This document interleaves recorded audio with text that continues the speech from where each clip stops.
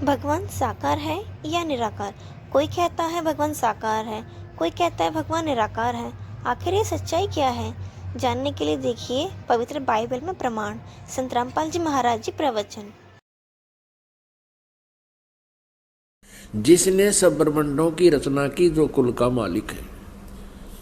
आगे देखिएगा इसी उत्पत्ति ग्रंथ में ये 26 नंबर हमने पढ़ लिया। 27 नंबर में कि मनुष्य 27, 26 और 27 में यही व्यवस्था बताई है कि 27 श्लोक में लिखा है कि तब परमेश्वर ने मनुष्य को अपने स्वरूप के अनुसार उत्पन्न किया। अपने स्वरूप के अनुसार परमेश्वर ने उसको उत्पन्न किया और नर और नारी करके मनुष्यों की सृष्टि की। अब 29 श्लोक में देखो, फिर परमेश्वर ने उनसे कहा, मनुष्यों को, सुनो, जितने बीज वाले छोटे छोटे पेड़ सारी पृथ्वी के ऊपर हैं और जितने वृक्षों में बीज वाले फल होते हैं, वे सब मैंने तुमको दिए हैं, वे तुम्हारे भोजन के लिए। अब पूर्ण परमात्मा का कोई आदेश नहीं है मांस आहार करने का किसी भी मनुष्य को। और ये कितना बुरी तरह खाते हैं ये ईसाई लोग। तब सांझ हुई, फिर भोर हुआ, इस प्रकार 6वां दिन हो गया। ये और बहुत सी रचनाएं की इसके बाद। अब 7वां दिन देखो,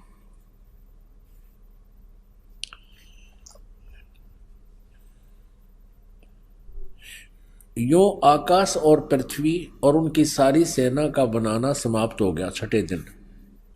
और परमेश्वर ने अपना काम जिसे वह करता था 7वें दिन समाप्त किया और उसने अपने किए हुए सारे काम से 7वें दिन विश्राम किया।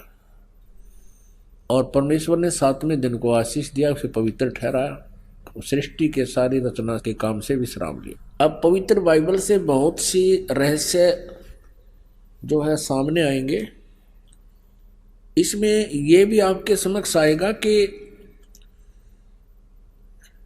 ये तीनों देवता श्री ब्रह्मा, श्री विष्णु, श्री शिव जी पूरे ब्रह्मांड के संचालक हैं। और पवित्र ईसाई धर्म के इतिहास में भी उनका जिक्र है। भले ही उनका नाम नहीं है, नाम अन्य, वो अपनी भाषा में कुछ भी लिख ले। अपने आत्माओं, परमात्मा ने आदम और हव्वा की उत्पत्ति की, जैसा पवित्र बाइबल में लिखा है। और फिर मनुष्यों की रचना करके सारे जो कुछ भी यहाँ बनाने थे बना के, चांद सितारे पृथ्वी आदि। तो परमात्मा जो सर्व सृष्टि रचनहार है, वो तो विश्राम कर लिया, उसने ऊपर तख्त पर चला गया। उसके पश्चात यहाँ इस काल भगवान ने बागडोर संभाल ली, ब्रह्म ने, जो श्री ब्रह्मा, श्री विष्णु, श्री शिव जी के पिताजी हैं। तो इसमें ये प्रमाण दिखाते हैं कि क्या लिखा है कि आदम और हव्वा, आदम व्यक्ति का नाम है और हव्वा उसकी पत्नी है। उन दोनों को इस काल ने अपने पुत्र ब्रह्मा जी को संभाल दिया। अब आगे दिखाते हैं कि परमात्मा साकार है या निराकार। तो उनको दोनों को, आदम और हव्वा को, स्वर्ग में एक वाटिका में रहने के लिए छोड़ दिया और उनसे एक विशेष हिदायत दे दी भगवान ने, यहाँ के भगवान ने, कि तुमने इस वाटिका के अंदर और किसी भी वृक्ष का फल तुम खा सकते हो, लेकिन बीच में लगे हुए पेड़ों के फल को नहीं खाना, क्योंकि तुम खाओगे तो मर जाओगे। इसमें लिखा कि फिर कुछ दिनों के बाद एक सर्प आया। उस सर्प ने उनसे पूछा, आदम और हव्वा से कहा कि आप ये बीच वाले पेड़ के फल क्यों नहीं खा रहे हो? तो हव्वा ने सर्प से बताया कि हमारे को भगवान ने मना किया है और कहा कि तुम यदि बीच वाले फल खा लोगे पेड़ों के तो तुम्हारी मृत्यु हो जाएगी। तो सर्प ने कहा कि नहीं, ऐसा नहीं होगा, ये भगवान तुम्हें बहका रहा है। तुम नहीं मरोगे, बल्कि तुम्हें अच्छे और बुरे का ज्ञान हो जाएगा इसके फल खाने से। इसलिए भगवान तुम्हें धोखे में रखे हुए हैं कि कहीं तुम इस बीच वाले फल को, वृक्षों के फल को खा के अपने अस्तित्व को समझ सकें। वो नहीं चाहता। अब हव्वा ने उस बीच वाले वृक्ष के फल को तोड़ा, आप भी खाया, अपने पति से भी खिला दिया। उस समय वो दोनों नंगे थे और उनकी ऐसी बुद्धि थी कि उनको शर्म नहीं आ रही थी एक दूसरे से। उस फल के खाने से उनको एहसास हुआ कि हमने ऐसे नहीं रहना चाहिए। तो उन्होंने अंजीर के पत्ते होते हैं बड़े बड़े, उन पत्तों को तोड़ा और अपने पर्दे पर बांध लिया। लिखा है इसमें पवित्र बाइबल में कि शाम के समय भगवान आया वाटिका में टहलने के लिए और उसने आवाज लगाया कि आदम और हव्वा तुम कहाँ हो। भगवान को देखकर उनकी आहट पाकर के वो छुप गए वृक्षों के बीच में और कहने लगे कि हम यहाँ बैठे हैं, हमें आपसे शर्म आ रही है क्योंकि हम नंगे हैं। तो भगवान ने कहा कि तुमने बीच वाले पेड़ों के फल को खा लिया। उन्होंने कहा कि हाँ, हमने बीच वाले पेड़ के फलों को खा लिया, जिस कारण से हमें अब एक दूसरे से शर्म आने लगी। इस बात से वह भगवान नाराज हुआ और उसने कहा कि तुमको किसने बताया ये पेड़ों के फल खाने को। हव्वा ने कहा कि सर्प ने बताया, सांप ने। अपने आत्मा हमने अपने मतलब की बातें लेनी है। ये तो बहुत बड़े सदग्रंथ हैं, ये तो एक वन है, आध्यात्मिक वन। और आध्यात्मिक वन से हमने जो जड़ी चाहिए अपने रोग निवारण के लिए उतनी ही निकाल लेंगे, बाकी ठीक है, बाग हरा भरा पड़ा ही रखा ही है। आपको ये और दिखाते हैं कि भगवान वाटिका में टहल रहा था और ये भी दिखाते हैं पवित्र बाइबल में कि उसने कहा कि अब इस बीच वाले फल के पेड़ के फल को खाने से ये इंसान बुद्धिमान हो गया है और कहीं ऐसा ना हो कि जीवन के वृक्ष वाले फल को भी ना खा ले और फिर ये अमर हो जावे।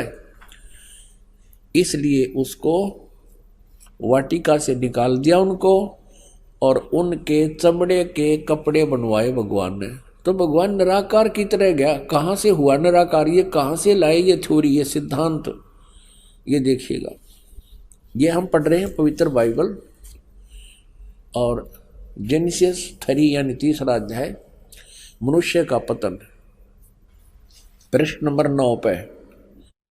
यहोवा परमेश्वर ने जितने बनेले पशु बनाए थे उन सब में सर्प धूर्त था। उसने स्त्री से कहा, क्या सच है कि परमेश्वर ने कहा है तुम इस वाटिका के किसी वृक्ष का फल न खाना? स्त्री ने सर्प से कहा, इस वाटिका के वृक्षों के फल हम खा सकते हैं, पर जो वृक्ष वाटिका के बीच में है इसके फल के विषय में परमेश्वर ने कहा है कि न तो तुम उसको खाना और न उसको छूना, नहीं तो मर जाओगे। तब सर्प ने स्त्री से कहा, तुम निश्चय न मरोगे, वरन परमेश्वर आप जानता है कि जिस दिन तुम उसका फल खाओगे उसी दिन तुम्हारी आंखें खुल जाएंगी और तुम भले बुरे का ज्ञान पाकर परमेश्वर के तुल्य हो जाओगे। अतः जब स्त्री ने देखा कि उस वृक्ष का फल खाने के लिए अच्छा है और देखने में मन भाऊ और बुद्धि देने के लिए चाहने योग्य भी है, तब उसने उसमें से तोड़कर खाया और अपने पति को भी दिया, उसने भी खाया। तब उन दोनों की आंखें खुल गई और उनको मालूम हुआ कि वे नंगे हैं, इसलिए उन्होंने अंजीर के पत्ते जोड़ तोड़ कर लंगोट बना लिए। तब यहोवा परमेश्वर जो कि दिन के ठंडे समय यानी शाम को या सुबह वाटिका में फिरता था। अब देखो, तब यहोवा परमेश्वर यानी ये यहोवा कहो से परमेश्वर को, जो कि दिन के ठंडे समय वाटिका में फिरता था। घूमया करता था, का शब्द उनको सुनाई दिया, उसके पैरों की आवाज सुनाई दी। तब आदम और उसकी पत्नी वाटिका के वृक्षों के बीच में छुप गई। वृक्षों के बीच यूहा परमेश्वर से छिप गए। तब यूहा परमेश्वर ने पुकार कर आदम से पूछा, तू कहाँ है? जिस भगवान ने न्योय नहीं बेरा आदम किस है, तो बताओ परमात्मा है या नहीं, ये भी शंका होगी हमें। तब यूहा परमेश्वर ने पुकार कर आदम से पूछा, तू कहाँ है?